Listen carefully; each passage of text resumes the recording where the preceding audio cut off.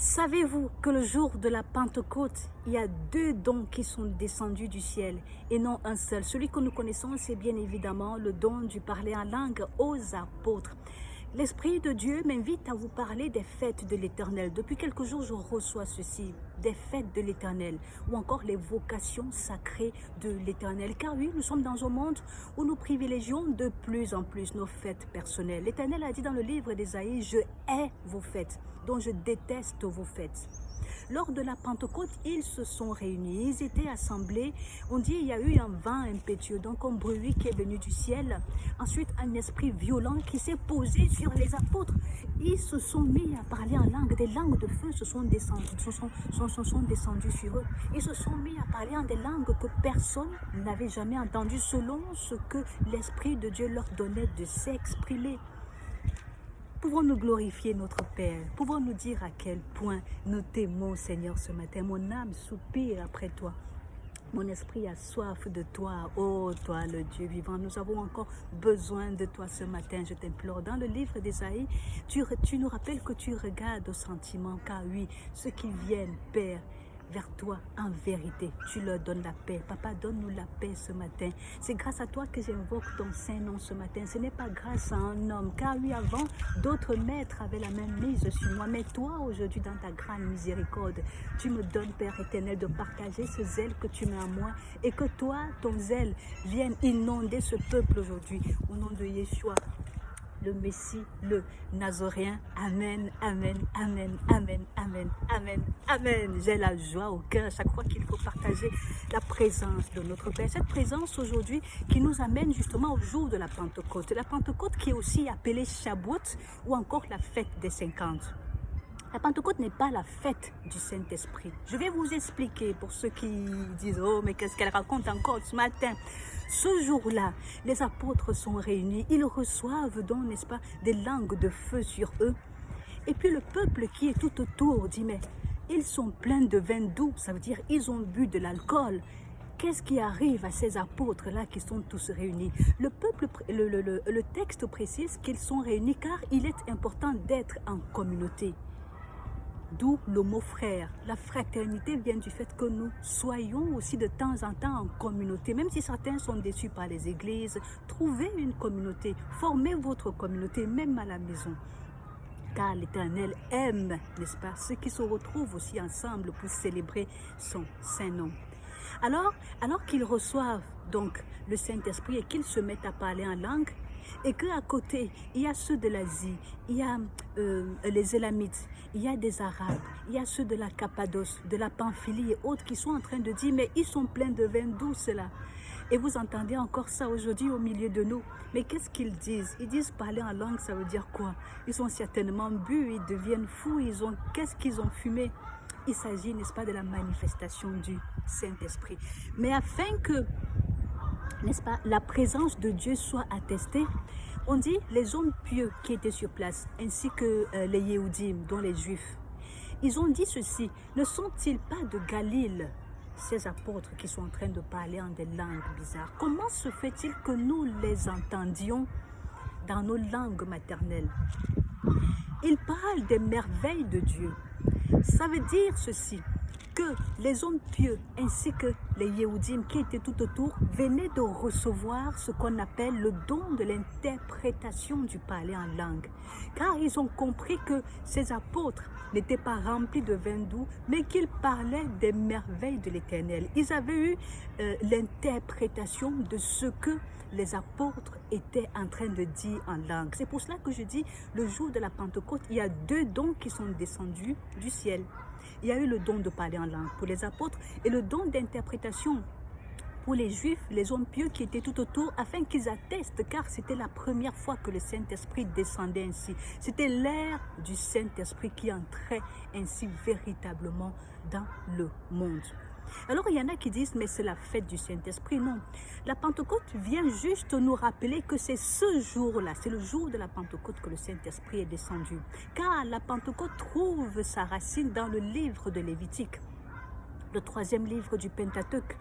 Le livre de Lévitique, pour moi, c'est une entité indépendante. Déjà, c'est un livre qui contient 247 commandements sur les 613 de la Bible. Le livre de Lévitique est celui dont la pure tradition a été gardée par les Kohanim. Les Kohanim, ce sont les descendants de Aaron. Ils sont également des Lévites, c'est-à-dire qu'ils sont voués essentiellement aux choses de l'Éternel, aux affaires de l'Éternel. Sauf que les Kohanim, eux, ils descendent donc de Aaron et ils ont ceci de particulier encore, c'est que ils, par exemple, ne se marient pas avec des femmes qui sont converties. Les Kohanim, c'est une race pure. Les Kohanim sont ceux-là qui ne vont jamais au cimetière, donc ils n'ont pas de lien avec les morts ou tout ce qui a trait à la mort. Ils sont essentiellement voués aux activités de l'Église. Et ils sont tous des descendants de Aaron. Alors, c'était une petite parenthèse pour ceux qui aiment les chiffres et qui aiment souvent aller un peu plus loin. Alors, dans le livre de Lévitique, l'Éternel vient instituer cette fête. Il vient préciser ceci. 50 jours après la fête de Pâques, qui est le premier jour de l'année. Donc, le premier jour de l'année pour les chrétiens, c'est le jour de Pâques. Comme je l'ai déjà dit, ce n'est pas janvier qui est pour nous le nouvel an. C'est bien au mois d'avril que nous célébrons la nouvelle année, selon la parole de l'Éternel dans le livre de Lévitique.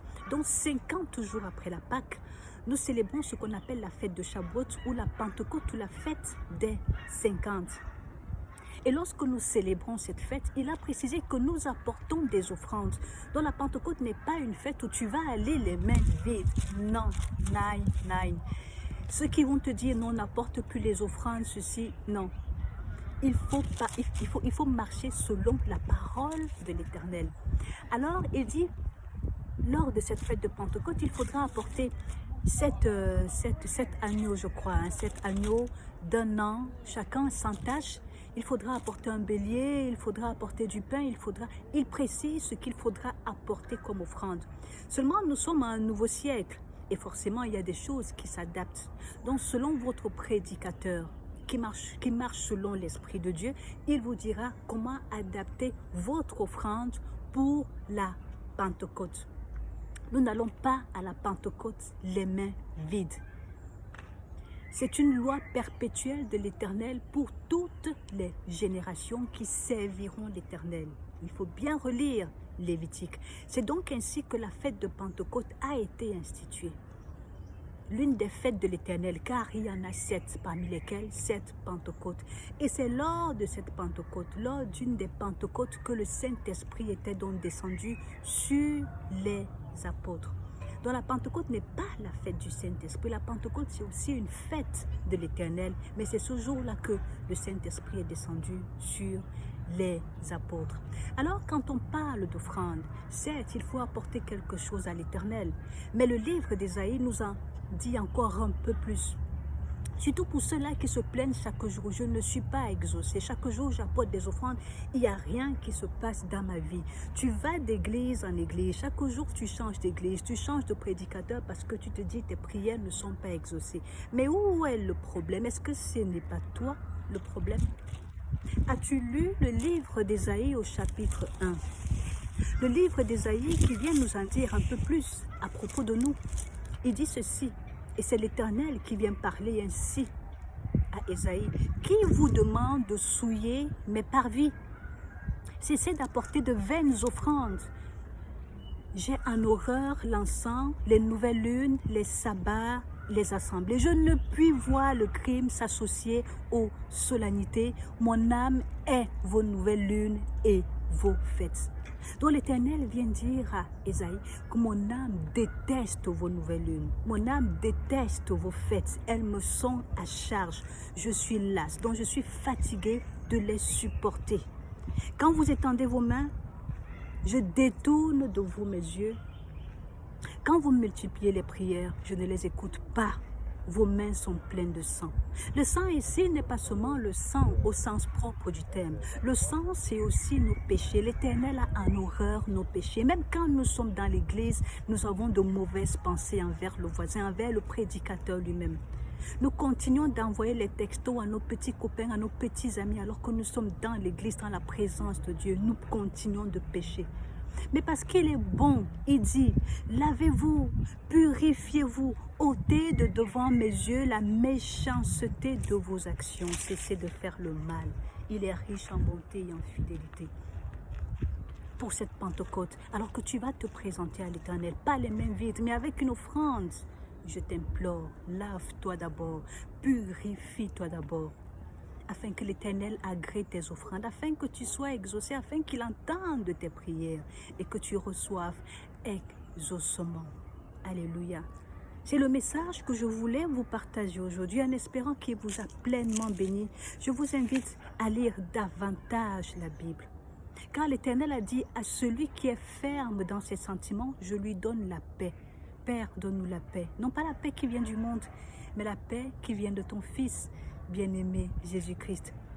C'est par ta force que je peux invoquer ton Saint-Nom aujourd'hui, ô Dieu Tout-Puissant. Je bénis ton Saint-Nom pour cette grâce, pour cette faveur. Je prie pour chacun d'entre vous connectés. Au nom de Yeshua, le Messie, le Nazoréen. Shalom, shalom, shalom.